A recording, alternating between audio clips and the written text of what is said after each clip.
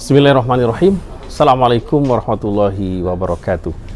Alhamdulillahi ala ihsani wa syukru lahu ala taufiqihi wa amtinani. Asyhadu an la ilaha illallah ta'ziman li sya'ni wa asyhadu anna Muhammadan abduhu wa rasuluhu ada ila ridwani. Allahumma salli wa sallim wa barik ala nabiyina Muhammadin wa ala alihi wa ashabihi ajma'in, ma ba'du. Kaum muslimin dan muslimat, pemirsa RBQ yang dirahmati Allah Subhanahu wa taala, berjumpa kembali di channel RBQ ini. Mudah-mudahan kita semua selalu mendapatkan hidayah, mendapatkan kebaikan baik di dunia maupun di akhirat. Amin, Allahumma amin. Kaum muslimin dan muslimat yang dirahmati Allah Subhanahu wa taala, setiap insan tentunya menginginkan kebahagiaan, menginginkan agar hidupnya damai, hidupnya penuh dengan keberkahan, bahagia di dunia dan akhirat. Maka kita sebagai kaum muslimin patut untuk berbahagia. Karena Allah Subhanahu wa taala telah menurunkan Al-Qur'an sebagai pedoman kebahagiaan. Al-Qur'an yang kita miliki merupakan mukjizat abadi. Di dalam surat Toha ayat 123, Allah Subhanahu wa taala berfirman, "Famanittaba hudaya fala yadhillu wa la yasqa." Barang siapa yang mengikuti petunjukku, kata Allah, mengikuti al-huda yaitu Al-Qur'an, fala yadhillu wa la yasqa, maka tidak akan pernah tersesat dan tidak akan pernah dalam kehidupannya menderita. Kaum muslimin dan muslimat yang dirahmati Allah Subhanahu wa taala, maka tentunya kita sebagai kaum muslimin yang tentunya sudah memiliki mushaf Al-Qur'an, dalam kesetiap hariannya kita harus dekat dengan Al-Qur'an. Kita mencintai Al-Qur'an melebihi yang lainnya. Kita isi kehidupan kita dengan membaca Al-Qur'an. Kita mentadaburi Al-Qur'an. Kita mengamalkan Al-Quran, mendakwahkan, menyebarkan isi dari kitab suci yang kita cintai ini. Kaum muslimin dan muslimat yang dirahmati Allah Subhanahu wa taala, Allah telah menceritakan di dalam Al-Quran tentang sebuah potret manusia-manusia yang tidak tahu diri, tidak mengerti. Allah telah memberikan kebaikan, memberikan sinyal-sinyal kebaikan. Di antaranya di dalam surat Al-Jumu'ah ayat ke-5, Allah menyebutkan tentang orang-orang Yahudi, tentang orang Bani Israel yang mereka zalim terhadap dirinya mereka sendiri. Allah mengatakan, "Matsalul ladzina hummilu taurata tsumma lam yahmiluha kamatsalil himari yahmilu asfara." Perumpamaan orang-orang yang diberikan kitab Taurat, yaitu umatnya Nabi Musa alaihissalam. Mereka seperti himar, keledai yang menunggangi, atau seperti keledai yang memanggul dari suhuf kitab, kertas-kertas. Tentunya keledai memanggul buku, kertas-kertas tidak akan ada gunanya, karena mereka makan adalah makan rumput. Mereka tidak bisa membaca apa-apa. Itulah potret dari himar, dan itulah yang dilekatkan kepada orang-orang Bani Israel atau orang Yahudi yang mereka diberikan kitab Taurat kepada mereka, namun mereka tidak bisa memanfaatkannya. Pemirsa yang dirahmati Allah Subhanahu wa taala, tentunya Allah memberikan alasan yang jelas mengapa diperumpamakan seperti itu. Bagaimana peringainya dalam kehidupan sehari-hari bersama para nabi dan rasul. Kita bisa lihat di dalam surat Al-Baqarah ayat 67. Ketika Nabi Musa alaihissalam menyampaikan perintah Allah agar mereka diperintahkan untuk menyembelih seekor sapi, seharusnya mereka segera melaksanakan perintah itu. Wa idz qala Musa liqaumihi innallaha ya'murukum an tadhbahu baqarah. Dan ingatlah ketika Nabi Musa alaihissalam mengatakan kepada kaumnya, "Wahai kaumku, sesungguhnya kalian diperintahkan oleh Allah untuk menyembelih seekor baqarah, sapi betina." Apa jawab mereka? "Bukan sami'na wa ata'na." Namun mereka mengatakan, "Qalu atattakhiduna huzwa." Wahai Musa, apakah engkau mengejek kami nih? Engkau mempermainkan kami, kata mereka. Waliyadzubillah. Akhirnya mereka berdebat. Akhirnya mereka tidak langsung melaksanakan, justru bertanya yang menyulitkan diri mereka sendiri. Bertanya warnanya, bertanya sudah pernah untuk dibajak atau belum, dan hal-hal yang tidak lazim dikatakan kepada seorang Nabiullah Musa alaihissalam.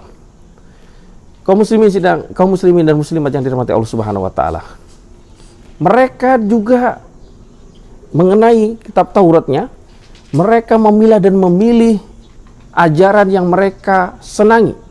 Yang mereka senangi dilakukan, yang tidak disenangi, tidak sesuai dengan selera mereka, mereka tinggalkan.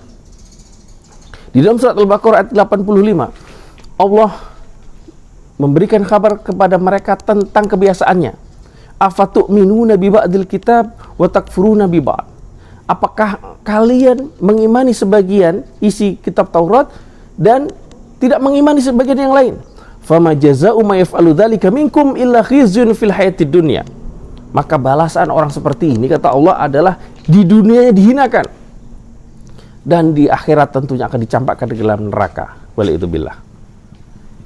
Kaum muslimin dan muslimat yang dirahmati Allah Subhanahu wa taala, tentunya ini menjadi pelajaran bagi kita.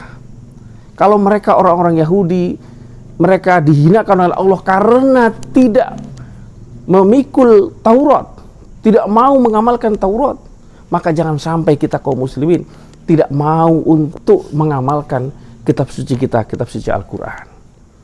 Kaum muslimin dirahmati Allah Subhanahu wa taala, bukankah Allah telah menjanjikan banyak sekali di dalam kitab suci kita ini? Misalnya Allah menjanjikan ketentraman, menjanjikan rezeki yang melimpah. Maka tentunya kita sebagai insan beriman harus percaya tentang janji-janji Allah itu. Misalnya Allah mengatakan dalam surat Al-A'raf 96, walau anna ahlal qura amanu wattaqau lafatahna alaihim barakati minas sama'i wal ard. Seandainya penduduk negeri beriman dan bertakwa kepada Allah, niscaya Allah akan turunkan berkah baik dari langit maupun dari bumi.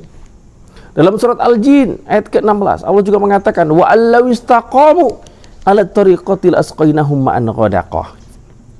Seandainya mereka orang-orang beriman itu istiqomah di jalan Allah, niscaya kami akan juga memberikan rezeki yang tidak ada batasnya. Kaum muslimin dan muslimat yang dirahmati Allah Subhanahu wa taala, kita hari ini berada di awal 2022 Masehi. Sebelumnya kita tentunya meninggalkan bulan atau tahun 2021 Masehi. Kita masih ingat di akhir-akhir tahun tersebut banyak sekali musibah, banyak sekali bencana yang ada di negeri yang kita cintai ini. Dari musibah banjir, kemudian erupsi Gunung Semeru, kemudian gempa bumi di beberapa tempat. Tentunya kita harus bisa bermuhasabah.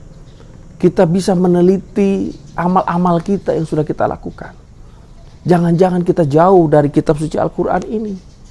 Jangan-jangan jauh kita dari syariat yang mulia, yang mana kewajiban dan larangan itu adalah kebaikan demi kita semua, demi kita kaum muslimin dan manusia pada umumnya. Pemirsa, kaum muslimin dan muslimat yang dirahmati Allah Subhanahu wa taala, maka sudah saatnya kita kembali ke jalan Al-Quran, kembali ke jalan yang benar. Kalau bukan sekarang, kapan lagi? Kalau bukan kita kaum muslimin, siapa lagi? Dan tentunya kita tidak ingin kita merasakan musibah, merasakan kehinaan, apalagi kita mewariskan keburukan kepada anak cucu kita. Bukankah Allah Subhanahu wa taala telah memberikan Al-Quran untuk menjadikan diri kita bahagia? Di dalam surat Yunus ayat ke-57 dan 58, Allah memberikan kabar kepada kita, ya ayuhan nasu qad ja'akum mau'izatun mir rabbikum. Wahai manusia, sesungguhnya telah datang kepada kalian Al-Quran dengan berisi 4 hal. Yang pertama adalah mau'izatun mir rabbikum, nasihat, wejangan dari Allah Subhanahu wa taala. Kalau kita sebagai anak diberikan nasihat kepada orang tua, tentunya kita sangat berterima kasih. Ada orang yang peduli kepada kita. Bukan sebaliknya, kita memusuhi orang tua kita atau saudara kita yang menasihati. Apatah lagi Allah Subhanahu wa taala menasihati kepada kita, mengajak kepada kita untuk kebaikan. Tentunya kita bersyukur kepada Allah Subhanahu wa taala. Wa syifa'u lima fis sudur. Kemudian adalah menjadi obat untuk hati kita ketika iman kita turun. Ketika iman kita sedang ngedrop, ketika iman kita dalam keadaan bahaya, maka Al-Quran bisa menjadi terapi. Apalagi di dunia ruqyah syariah yang jelas-jelas kita sudah bisa melihat secara langsung, bahkan penyakit fisik pun bisa terobati dengan Al-Quran. Di zaman Rasulullah juga seperti itu ya, sebagaimana diceritakan dalam sebuah kisah, yaitu ada pemuka dari Quraisy yang tersengat kalajengking, kemudian dibacakan surat Al-Fatihah, kemudian sembuh. Dan ini menunjukkan mukjizat yang luar biasa. Dan hari ini juga bisa kita saksikan bagaimana ada gangguan-gangguan dari bangsa jin yang masuk ke dalam tubuh manusia, dan dibacakan surat Al-Fatihah dan surat-surat yang lainnya, juga Allah berikan kesembuhan. Yang ketiga adalah wahuda, petunjuk, agar kita tidak salah jalan, agar kita tidak salah beribadah, menyembah Allah Subhanahu wa Ta'ala. Bukankah setan tidak senang jika kita berada dalam jalan kebenaran? Namun ketika kita istiqomah dengan Al-Quran, maka akan menjadi petunjuk ketika kita akan disesatkan oleh setan. Kemudian yang keempat adalah warahmatul lil mu'minin, dan menjadi kasih sayang untuk orang-orang beriman. Allah akan sangat cinta kepada kita karena kita cinta kepada Al-Quran. Di ayat yang selanjutnya Allah mengatakan, kul bifadlillahi wa birahmatihi fabidzalika falyafrahu wa khairum mimma yajma'un. Dan katakanlah, dengan karunia dan kasih sayang Allah Subhanahu wa Ta'ala yang diberikan, maka dengan itulah kalian hendaknya berbahagia. Hendaklah kalian tidak boleh bersedih. Karena bagaimana mau bersedih? Allah Subhanahu wa Ta'ala turunkan Al-Quran. Allah memberikan kabar-kabar kebahagiaan, baik di dunia, terlebih lagi nanti di akhirat. Yang mana keberuntungan hakiki sesungguhnya adalah nanti ketika kita masuk dalam surga, masuk ke dalam kenikmatan yang Allah Subhanahu wa Ta'ala berikan untuk orang-orang yang beriman. Kaum muslimin dan muslimat yang dirahmati Allah Subhanahu wa Ta'ala, maka tidak ada alasan bagi kita untuk jauh dari Al-Quran. Tidak ada alasan bagi kita untuk enggan akrab dengan Al-Quran. Karena ketika kita lari dari Al-Quran, ketika kita menyalahi Al-Quran, berarti kita menyalahi Allah Subhanahu wa Ta'ala. Dan yang membedakan antara orang Yahudi dengan orang yang beriman umatnya Nabi Muhammad SAW adalah ketika Allah dan Rasulnya memerintahkan kepada kita kaum muslimin, kita akan mengatakan sami'na wa ta'na. Allah menyebutkan sifat orang beriman di dalam surat An-Nur 51. Inna makana qaulal mu'minin idza du'a ila Allahi wa rasulihi liyahkuma bainahum ayaqulu sami'na wa ta'na wa ulaika humul muflihun. Dan hanya orang-orang beriman sajalah, perkataan orang beriman sajalah, ketika Allah dan Rasulnya memberikan sebuah aturan, baik itu perintah maupun larangan, maka orang-orang beriman akan mengatakan sami'na wa ta'na, kami mendengar dan kami akan mentaatinya. Dan Allah menegaskan wa ulaika humul muflihun, dan mereka adalah orang-orang yang beruntung. Pemirsa, kaum muslimin dan muslimat dirahmati Allah Subhanahu wa Ta'ala, mudah-mudahan kita termasuk menjadi ahli Al-Quran, menjadi orang-orang yang mencintai Al-Quran, dan yakinlah Al-Quran akan mencintai kita semua ketika nanti di hari akhir akan menjadikan syafaat bagi kita semua. Barakallahu fikum. Akhirul kalam, Assalamualaikum warahmatullahi wabarakatuh.